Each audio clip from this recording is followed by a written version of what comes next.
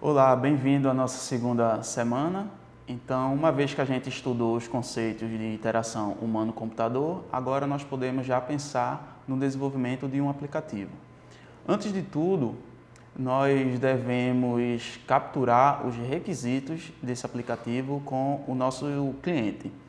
Por exemplo, antes de eu começar o projeto do aplicativo, eu preciso saber as necessidades que o cliente vai querer desse aplicativo. Então, se eu for desenvolver algo voltado para a área médica, por exemplo, um aplicativo para a área médica, eu tenho que saber as necessidades que o cliente vai querer em relação à área médica, como, por exemplo, cadastrar médicos, consultas e etc. Com base nesses requisitos, eu vou juntá-los e detalhá-los em um documento chamado documento de requisitos, que é esse documento que vocês estão vendo aí na tela. Esse documento eu vou detalhar todos os requisitos, ou seja, as necessidades que o cliente pediu, com base numa entrevista que eu vou fazer com ele. Esses requisitos eles são classificados em requisitos funcionais e requisitos não funcionais.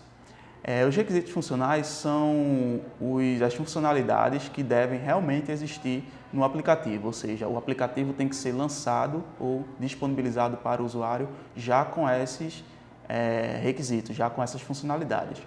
Os requisitos não funcionais são requisitos relacionados à performance, à melhora do sistema, e não necessariamente precisa estar numa primeira versão do aplicativo.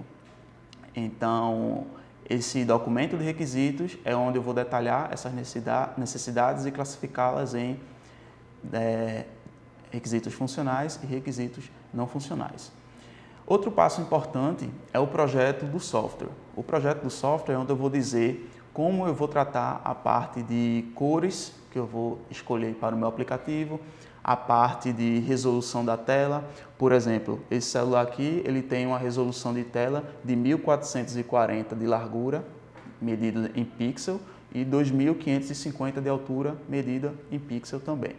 Essa medida pixel é muito utilizada em dispositivos, tanto móveis como desktop de mesa, onde a gente tem uma interface de um monitor, por exemplo, e vale a pena vocês darem uma olhada mais a fundo como é feito essa medida em pixel. Então, eu deixo para vocês aí fazendo a pesquisa na internet e aprofundar mais sobre esse assunto.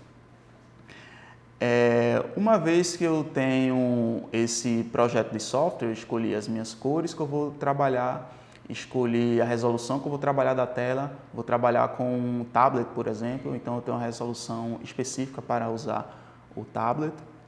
Eu também vou trabalhar em cima da disposição dos elementos nessa tela. Então, quando eu estou construindo um aplicativo, eu tenho que saber onde vai ficar o menu daquele aplicativo, onde vai ficar o botão principal daquele aplicativo.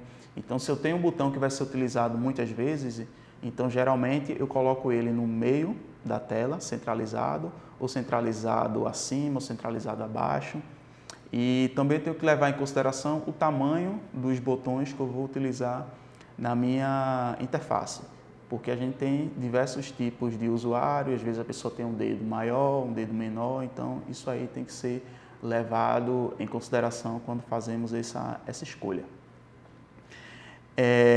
Outro fator importante também é a questão do tamanho da fonte. Eu tenho que utilizar o tamanho da fonte geralmente padrão, é um tamanho de fonte de tamanho 12, e também isso vai estar bem atrelado às necessidades do meu público-alvo. Se eu tenho, por exemplo, meu público-alvo são pessoas mais idosas, então a gente sabe que elas têm a visão menos aguçada do que os jovens. Então isso também é um fator a ser levado em consideração. Então o projeto de software é algo que vai englobar todas essas áreas de cores, de disposição dos elementos, de tamanho dos elementos que a gente vai colocar na interface, ou seja, no meio onde o usuário vai interagir para usar o aplicativo.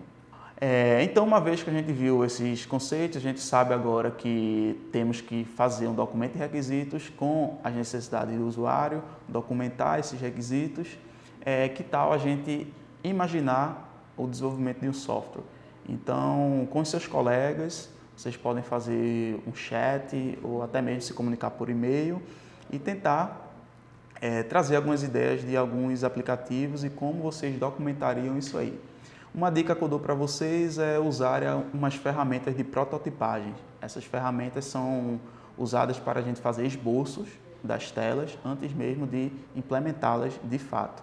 Então eu deixei um endereço no nosso livro, onde vocês podem consultar um site que tem várias ferramentas que vocês podem fazer uso.